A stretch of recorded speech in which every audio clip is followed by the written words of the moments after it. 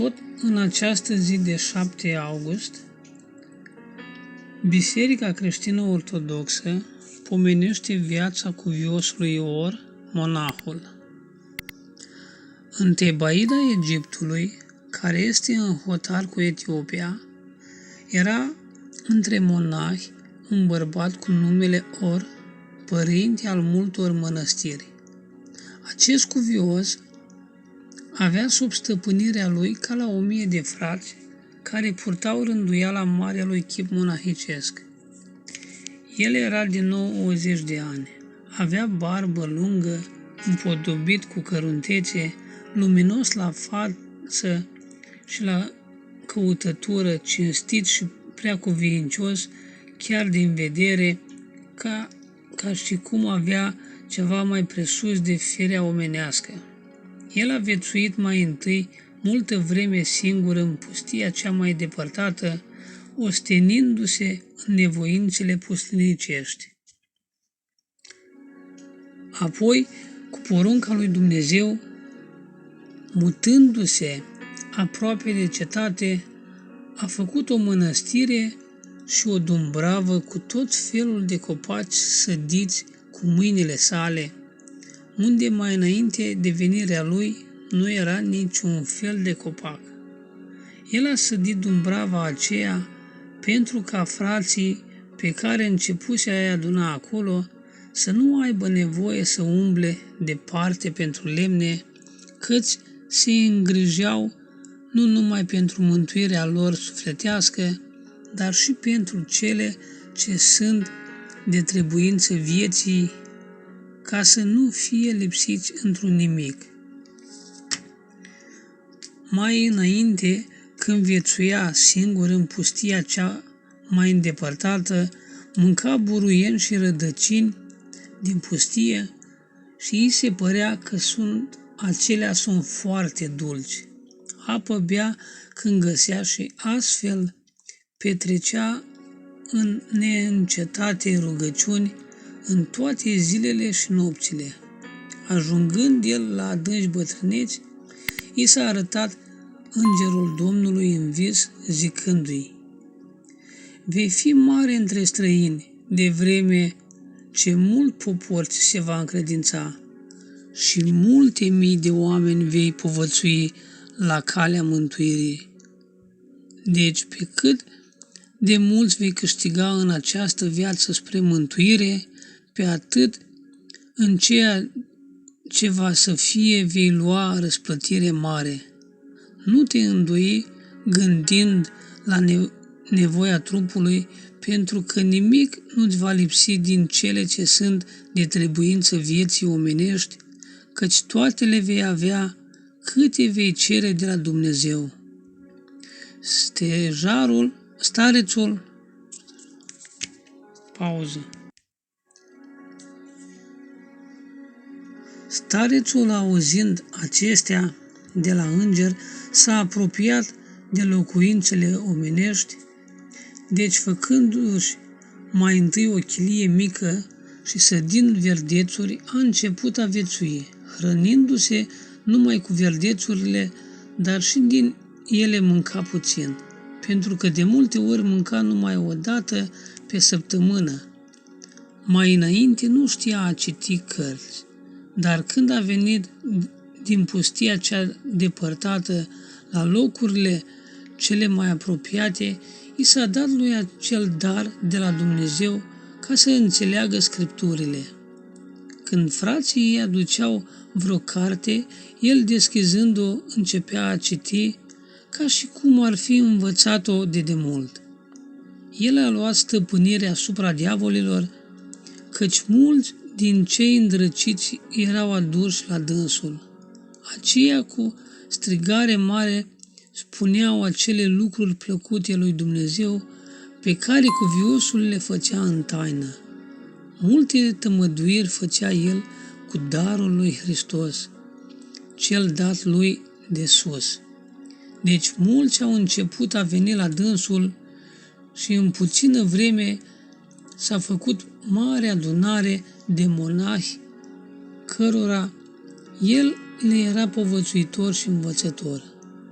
Obiceiul lui era ca să nu guste mai înainte hrană trupească, ci mai întâi se împărtășea cu cea duhovnicească, căci se împărtășea cu dumnezeieștile taine ale preacuratului trup și sânge al lui Hristos, apoi mergea la masă. El totdeauna învăța pe frați cu cuvinte insuflate de Dumnezeu și cu povestiri folositoare de suflet. Odată a povestit aceasta spre folosul fraților. Am văzut în pustie un bărbat care 3 ani n-a gustat nimic din cele pământești, pentru că îngerul Domnului îi dădea lui a 3-a zi hrană cerească. Nu numai mâncare, dar și băutură. Și iarăși știu pe un om ca acela între monahi, la care au venit diavolii în asemănare de ostași îngerești, arătându-i o caretă de foc, ca și cum venea un împărat cu slavă. Deci împăratul acela pe care îl vedea acest monah zicea: O, omule, toate bunătățile le-ai împlinit. De acum ce se cade ție să te închini mie și eu, ca pe Ilie te voi lua în căruța de foc și te voi înălța din ce. Monahul acela, auzind niște cuvinte ca acestea, a socotit în mintea sa: ce este aceasta?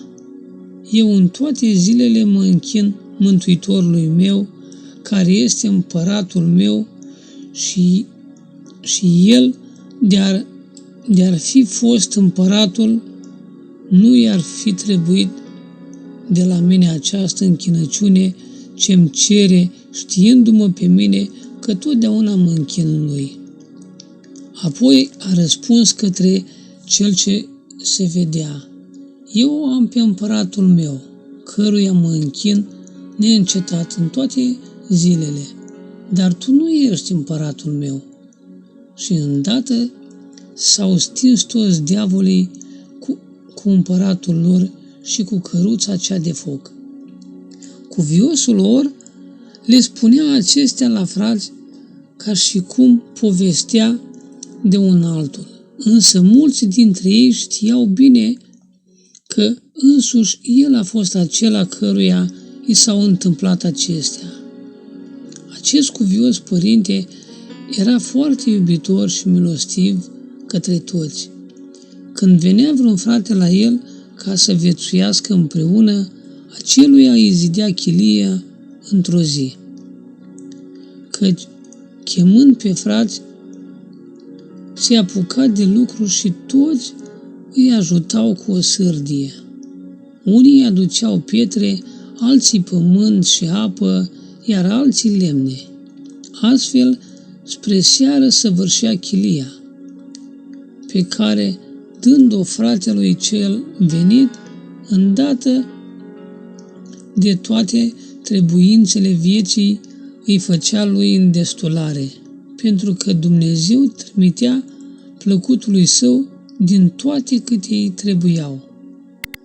Despre acest cuvios părinte se mai povestește și aceasta. Fiind el odată numai cu un ucenic și sosind prealuminatul praznic al învierii, cele de-a 3-a zi a lui Hristos, i-a zis ucenicului său: Părinte, știi că astăzi sunt Paștele și ni se cade și nouă să-l prăznuim precum îl prăznuiesc toți? Grăita starețul: așa este, fiule, eu am uitat că astăzi sunt Paștele. Apoi, ieșind din chilie, a stat afară, întinzându-și mâinile în sus, stând așa 3 zile nemișcat, avându-și toată mintea ridicată spre Dumnezeu. Iar după a 3-a zi Venind la ucenic, i-a zis: Iată, fiule, după puterea mea am prăznuit și eu Paștele. Ucenicul i-a zis: De ce ai făcut aceasta, părinte? Starețul i-a răspuns: Fiule, aceasta este praznicul și Paștele monahului, ca mintea lui să umble pe lângă gâlcevile lumii acesteia, ca și Israel prin mare cu picioarele neodate și să se unească cu Dumnezeu. Apoi a mai grăit și acesta către ucenicul său. Monahul care fuge de lucrurile cele văzute se apropie de Dumnezeu cel nematerialnic, iar cel ce își adună lucruri se deosebește de cel nematerialnic. Când cuviosul lor s-a făcut părinte al multor frați, vedea cu mai înainte vedere viața fiecăruia și chiar lucrarea cea în taină făcută. Într-o vreme, un oarecare frate străin și mincinos, venind la cuviosul, și-a ascuns hainele sale și, fiind jumătate gol, cerea de la dânsul îmbrăcăminte. Însă părintele, îndată înaintea tuturor, i-a vădit minciuna lui, iar hainele cele ascunse le-a pus de față. Deci, li s-a făcut frică tuturor fraților pentru aceea că cele nevăzute și tăinuite le știa părintele cel mai înainte văzător și nimeni nu îndrăznea să mintă cu ceva înaintea lui sau să facă ceva necuvincios undeva, că toate erau descoperite lui de Dumnezeu. Dar nu numai din monahi, ci și din oamenii cei mirinești, pe mulți a povățuit la calea cea adevărată a mântuirii. El s-a mutat către Domnul în cereștile locașuri și s-a rânduit în ceata cuvioșilor celor mari care stau înaintea scaunului Tatălui, al Fiului și al Sfântului Duh, al unui Dumnezeu în treime, care îi se cuvine slava în veci. Amin.